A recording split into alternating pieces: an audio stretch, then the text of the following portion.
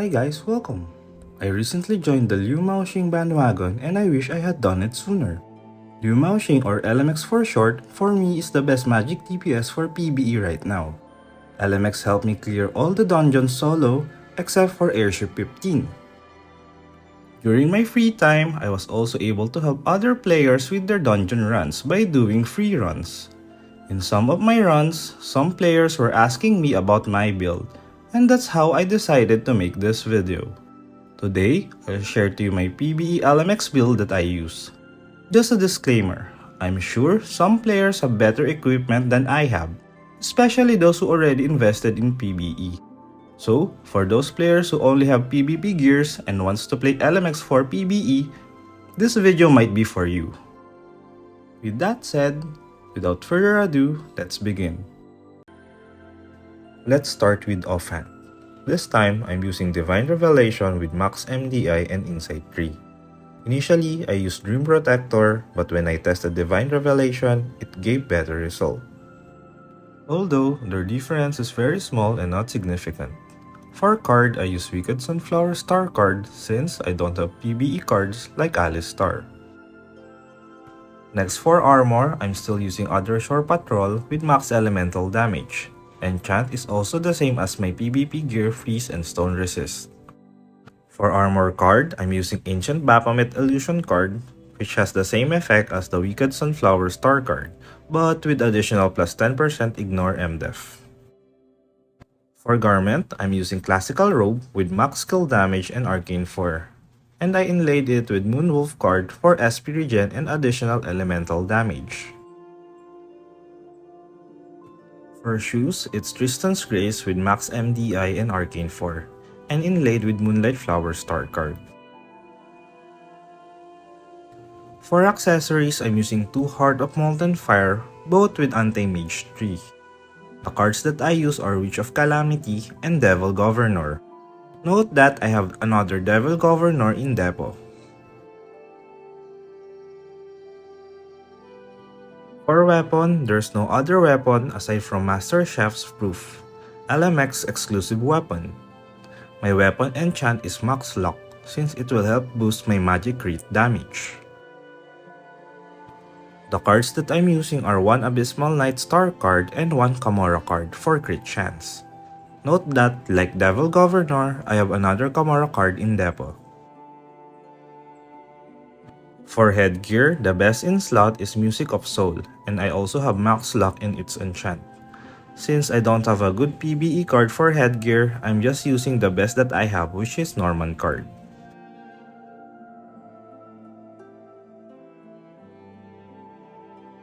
For face, I use Cute Blower for additional damage to MVP monsters. I don't have extra Insight enchant in face, so I just get Lock for its enchant. For mouth, it's Ocean's Attachment again with Lock as enchant. For back, I'm using Rat Wings for Lex Chance. Sadly, I don't have Insight enchant for this. And lastly, for tail, I'm using It's Too Late with Arcane 4. For this setup, my Ignore MDep is only 187.5%, short of the 200% target. And here's how I distributed my stats.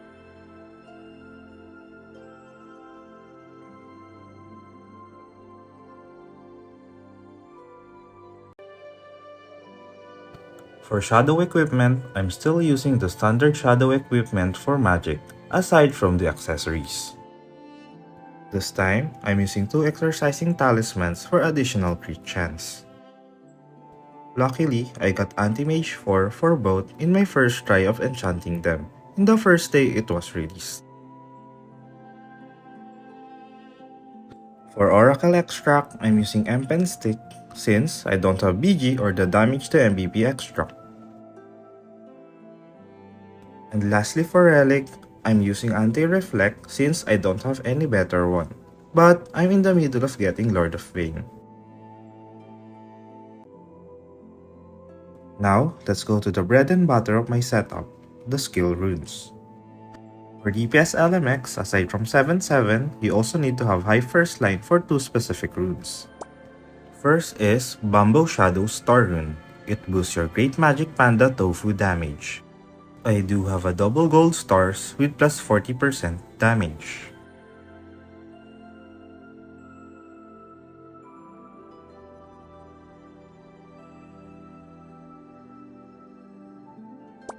And second, Radiant Dragon Flame Rune. It gives additional skill damage for each stack of Mountain Treasures Hotpot. Again, I also have a double gold stars with almost max value. This rune gives me additional 49.5% skill damage. Alright, let me show you a clip of my dungeon run.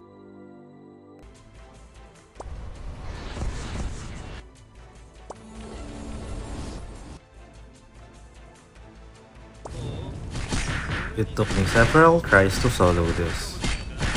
My damage is okay, but I had a hard time surviving. The goal is to first kill Joel, then Pakarani, then Nuka.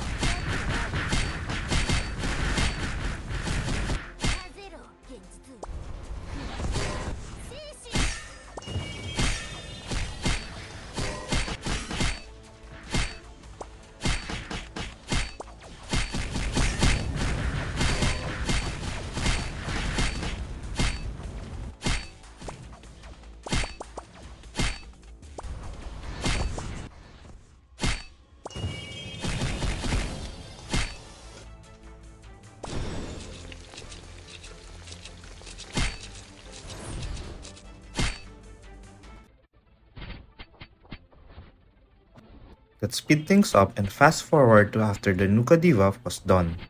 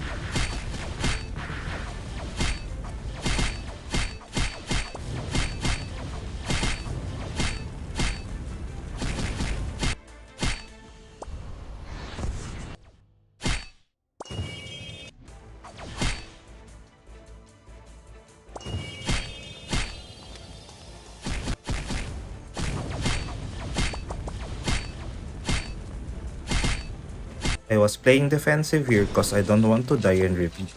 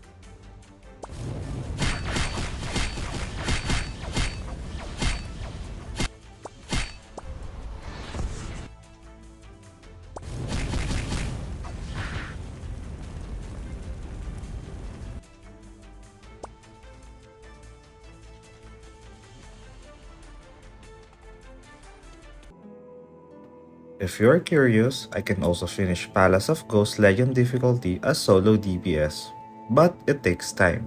It's better to party with other DPS. The only thing that I can solo is Airship 15. And by the way, if you need help in your dungeon runs, don't hesitate to message me in-game or in Discord. I will be glad to assist you whenever I'm free. For my next video, I'll share to you my GVG build for DPS LMX. Alright, that's it for now. Thank you for watching and see you in my next video.